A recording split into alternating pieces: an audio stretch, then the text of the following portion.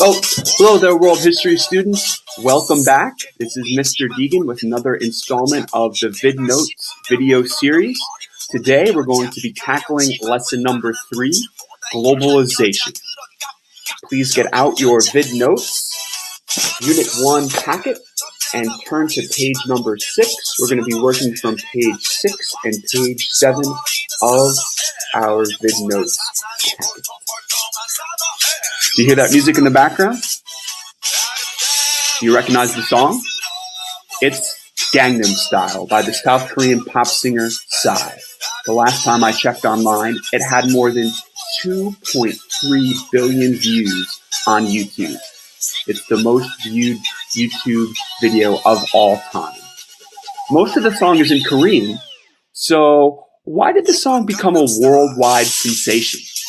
Well, it's an example of how the world's media and technology have become so connected and blended. In other words, the sharing of different countries' pop music is an example of globalization. What is globalization? Globalization is the spread and diffusion of economic or cultural influences so that they are worldwide in reach. More about that word diffusion. You might have seen this word in science class. It can also be used in history terms. Diffusion is when a high concentration of something spreads to an area of low concentration. Gangnam Style was first released in South Korea, but because of the power of the internet and social media, it diffused to other countries of the world. Gangnam Style is pop culture, of course. Let's now talk about globalization in economic terms. Globalization has increased the world's economic interdependence. Economic interdependence is when countries of the world rely on each other's economies. And countries share things that fit into one of these 4 categories: raw materials, which are natural resources, capital, and capital means the services a country provides, manufacturing, and labor, those who work. Markets, areas of consumers, those who buy goods, and financial resources, loans, humanitarian aid. So, countries are connected by these 4 categories of things. Some say that the economic dependence and globalization in the world are good things. Others don't agree. Here are some arguments supporting globalization. Supporters would say that globalization promotes peace through trade. They would say that it raises the standard of living around the world. They would say that globalization creates jobs in developing countries. Supporters of globalization would say it promotes investment in developed countries and creates a sense of world community. Here's a more detailed example of how globalization has been good. It has improved trade. And you see from this graph that over the span of about 50 years, trade's share of world economic output has increased by about 40 percentage points. In other words, globalization has improved trade and connected more countries so that they can grow each other's wealth. It's a good thing. There are some arguments against globalization. Arguers would say that globalization creates conflict because the system is unfair. Those who are against globalization would say globalization benefits developed countries disproportionately and leaves developing countries behind. Those against globalization would say it takes jobs from laborers in developed countries. They would say it benefits those who already have money. And they would say that globalization erodes local culture. Here is a more detailed look at how globalization has increased world poverty, how globalization is a bad thing.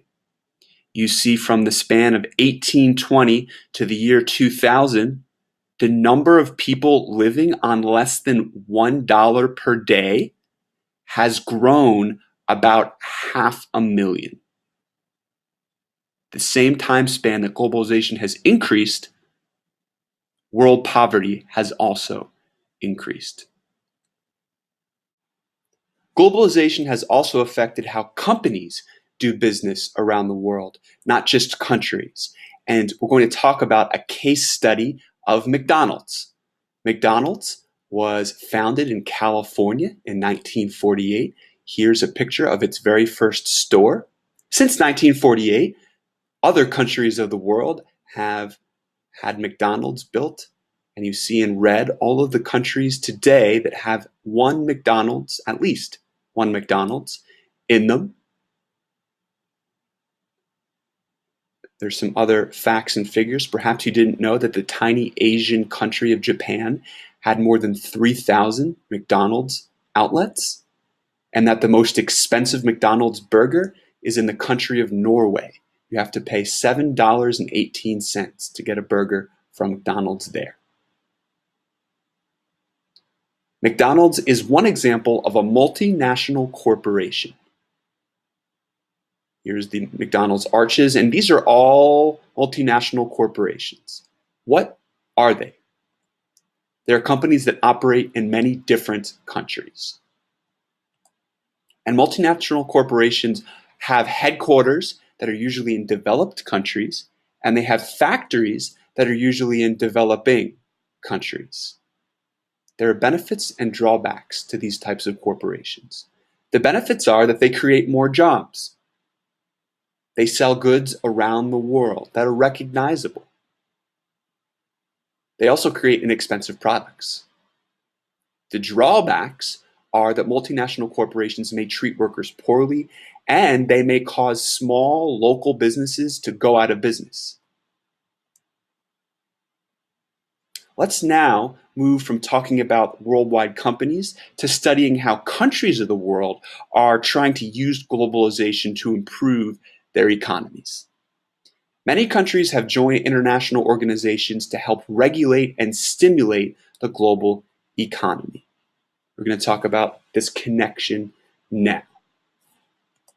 And these are a list of international organizations that have connected countries to one another. Please fill out the names of all of these international organizations on your notes. We're going to be talking about each one in a moment. First, the United Nations. It was founded in 1945, right after World War II. It has 193 member countries today.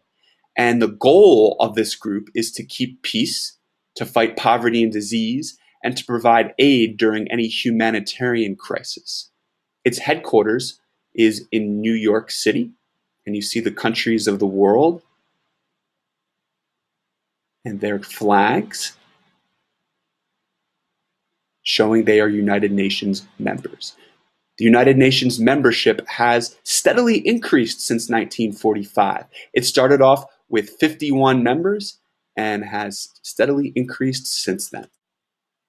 Another international organization is the European Union, the EU. It was founded in 1992 after the fall of the Berlin Wall in Germany. It has 28 member countries now. They are located in Europe, and the group's goal is tariff-free trade.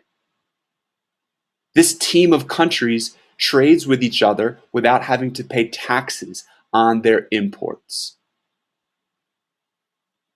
And the European Union has 19 countries that share the same currency to make buying and selling goods easier. And the name of that currency is the euro. Here are some euro bills and euro coins. And the euro sign is shown right here. Looks a little bit like the dollar sign. The European Union has become quite a trading bloc. And this graph just shows you the power of the European Union. When these countries band together, their GDP and their wealth is quite substantial. Another international organization is the World Trade Organization. It was founded in 1995. It has 161 member countries, and the group's goal is to regulate international trade. The WTO members account for 97% of world trade. And you see its headquarters here in Geneva, Switzerland. Here are a map of World Trade members. The founding members are in maroon, and the subsequent members are in lighter red. As you can see, this is most of the world we're talking about. There have been critics of the World Trade Organization who say they have partnered with big business and with powerful countries. And they've left out the little guy. The little guy could be small businesses in countries. It could be poorer countries of the developing world. But one criticism is that the World Trade Organization widens the gap between the haves and the have-nots. Another international organization is the North American Free Trade Agreement. It was founded in 1994, and there are only 3 members: the US, Canada, and Mexico.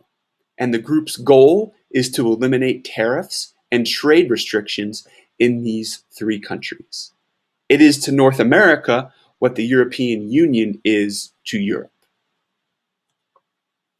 And this political cartoon shows you a criticism that America has about NAFTA.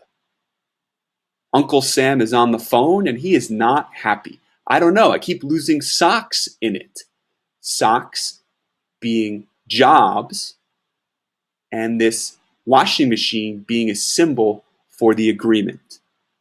Have US workers lost jobs to Canada and Mexico? According to this cartoonist, yes. NAFTA has done some good. This chart shows you that. The GDP growth since NAFTA was formed in 1994. US, Canada, and Mexico all have seen a substantial increase in GDP. It's a good thing. 2 other international organizations are the International Monetary Fund and the World Bank. Monetary meaning money. And both of these organizations provide aid to developing countries. The IMF loans money to keep an economy stable, and they encourage foreign investment. And the World Bank loans money for specific projects, whether they be power plants or hospitals. The World Bank loans. You see how many countries have taken advantage of World Bank loans. Many of these countries are developing countries that need to support their people and the population which is growing. And the circle is the total amount of the loan, and the darker blue inner circle is the amount of loan that has been paid back by the country.